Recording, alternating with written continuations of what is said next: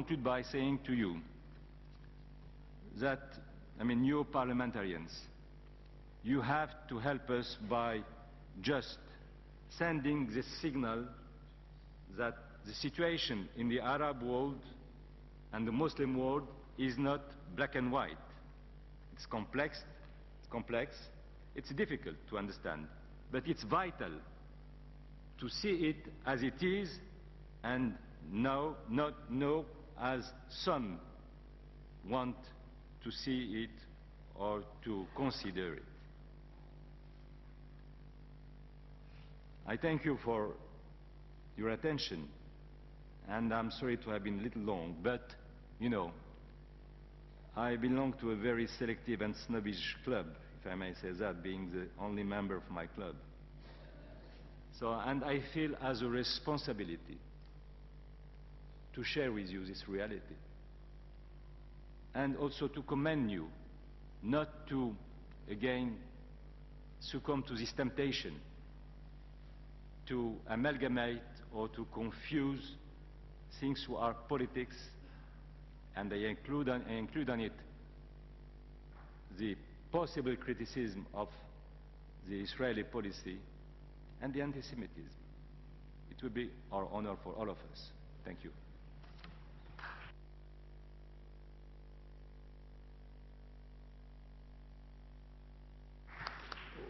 Merci, Monsieur Azoulay, et merci pour un discours fort intéressant et aussi pour votre présence et celle de nos amis, collègues, camarades, si je utilise le mot, étant député travailliste de la Tunisie.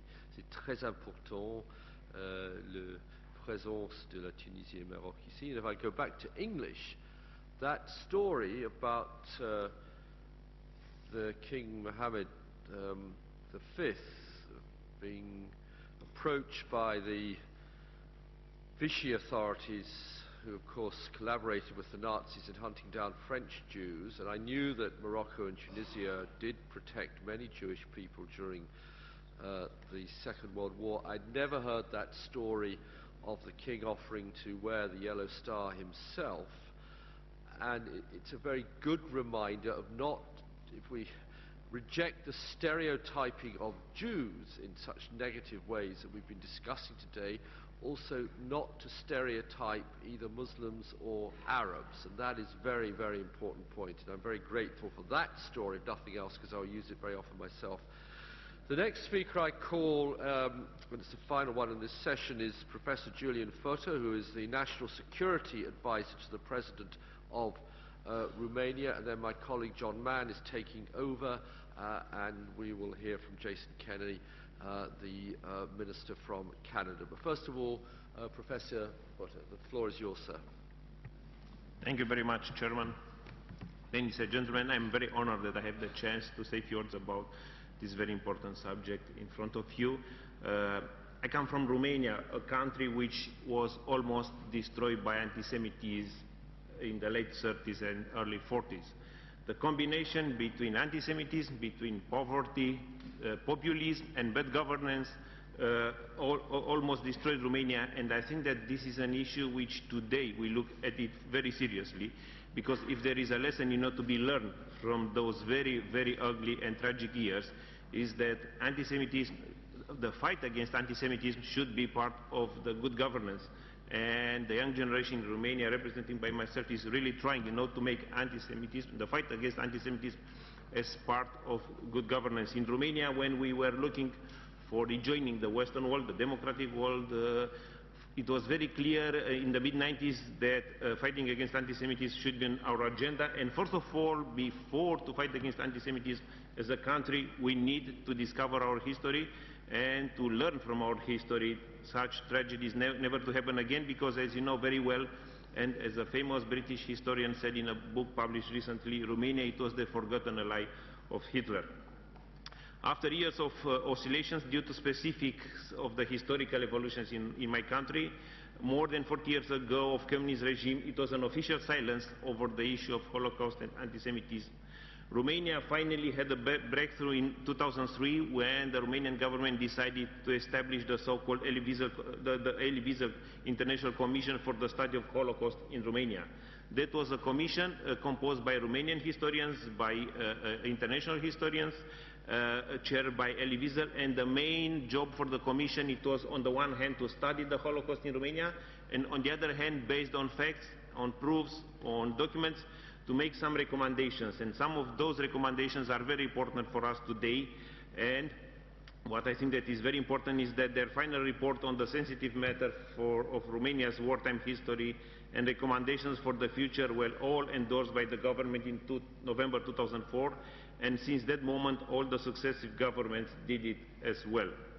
Based on Elie Wiesel Commission and based on those recommendations, we decided in Romania to build an institute for the study of Holocaust, the Elie Wiesel Institute for the Study of Holocaust, which is a very important governmental institution because it is very much involved on educational activities, and I will insist immediately on this side.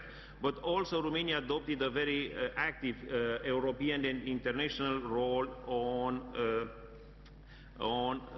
supporting, the fight against anti-Semitism, and also on raising awareness on this issue. So, recognizing the particular importance of combating anti-Semitism in all its forms, Romania has expressed its readiness to play a major regional role in raising awareness on, so as such, Romania took an active part in the Organization for Security and Cooperation in Europe, the OSCE Conference on Combating Antisemitism in Bucharest in 2007, and also last year in September, between 17th and 18th of September 2008, Ministry of Foreign Affairs of Romania, together with the National Defense College and National Institute for the Study of Holocaust, organized a Bucharest-based event addressing some of the main issues related with the role that both governmental and non-governmental bodies, should play in combating anti-Semitism. Delegations from 25 countries and representatives of international Jewish and cultural institutions participated, including OSCE, Office for Democratic Institutions and Human Rights, European Commission, European Union Agency for Fundamental Rights, United States Holocaust Memorial, American Jewish Committee, B'nai B'rith International, and a few other organizations. Education is a very important instrument for the Romanian government, but also for the civil society, to be sure that atrocities like those during the Second World War will never happen again. And when it comes to education, I think that we already have very important achievements, and one of them it took me to show it to you. This is the textbook for the high school, on teaching history of Holocaust. In Romania, we have already not only textbooks, and this is the standard textbook for high school, but also we have a lot of activities, for explaining how history of Holocaust to be taught, and we have a lot of activities where teachers all over Bucharest are getting together, history teachers, to get assistance and to learn how to teach history of Holocaust, but also how to deal with anti-Semitism. And for this reason, we are very grateful to Yad Vashem Institute for helping us very much on dealing with this issue.